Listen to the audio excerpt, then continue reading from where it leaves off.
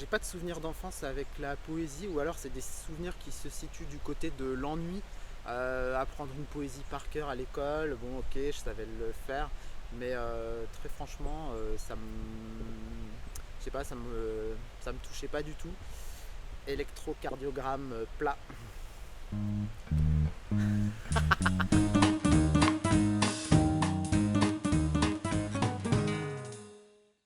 Je m'appelle Johan Tomrel, je suis poète, artiste et metteur en scène aussi depuis pas très longtemps. Et j'ai publié, je crois, 5 livres, mais en poésie assez peu.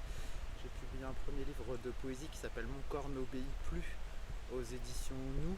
Et c'est un livre qui me tient particulièrement à cœur et qui est publié chez un éditeur avec qui j'entretiens une relation assez étroite. Et c'est un éditeur très permissif. Par exemple, j'aime bien les exubérances typographiques et avec lui j'ai pu les déployer comme je l'entendais, donc ça c'est très précieux pour moi. Je suis en résidence à la Factory pour travailler sur un recueil de poésie action qui s'appelle Mon cœur crépite à mort.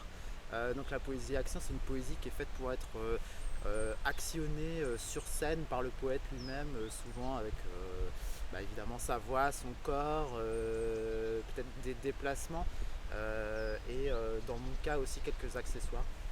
Des accessoires très simples, une bouée gonflable en forme de donut, des chewing-gums qui crépitent, des choses comme ça. Un thème qui revient dans ma poésie, alors, je ne sais pas si c'est un thème, mais par contre il y a une préoccupation qui est très présente, je crois, dans tout ce que je fais.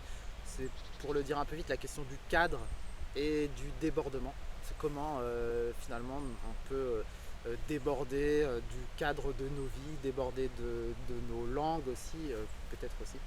Euh, et puis peut-être il y a quelque chose qui est assez important dans mon travail, c'est l'humour ou un certain humour très dosé.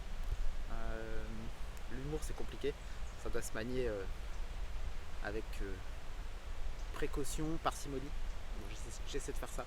Ma première rencontre avec la poésie, je pense qu'elle est passée plutôt par des rencontres avec des poètes que j'ai vus lire leur poésie à haute voix.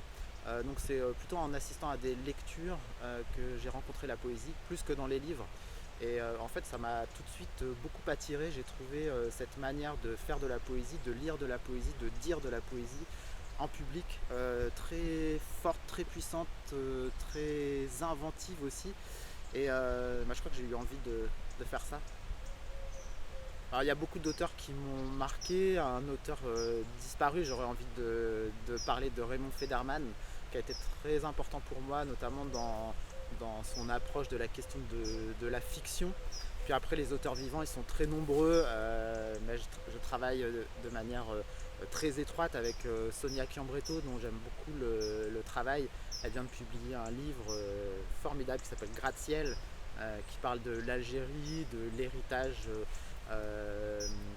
de la colonisation et d'une projection aussi dans un futur, une projection futuriste.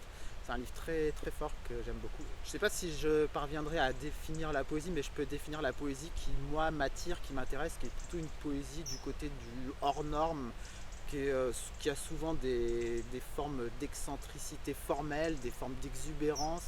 Oui, c'est vrai que la question de la forme m'intéresse beaucoup.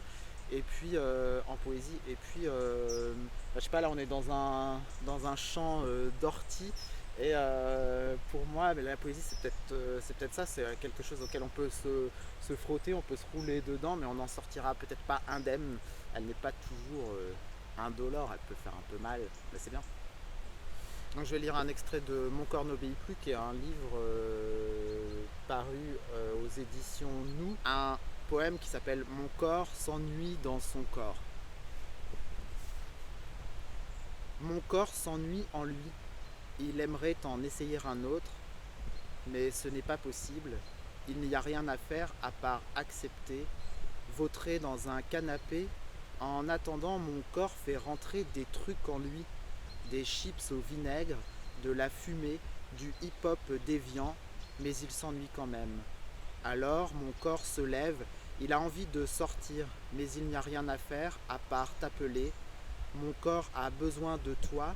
Pour sortir de lui, mon corps a envie de sortir de lui. Personne ne sait faire ça comme toi.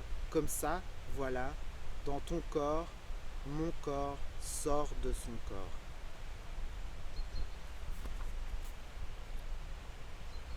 Mon corps a une attitude de suspecte. Mon corps marche dans la gare avec une valise à roulettes. Personne ne sait ce qu'il y a dans la valise à roulettes. Personne ne sait pourquoi mon corps s'arrête. Personne ne sait pourquoi il regarde autour de moi comme s'il cherchait quelqu'un. Personne ne sait pourquoi il essaie d'avoir l'air normal. Personne ne sait s'il va vraiment monter dans un train. Personne ne sait quelles sont ses motivations profondes.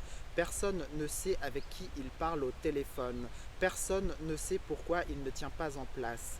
Personne ne sait pourquoi il a le regard fuyant. Mon corps marche dans la gare avec une bombe à roulettes. Personne ne sait si c'est vrai. Personne ne prend la peine de vérifier, ni moi, ni personne.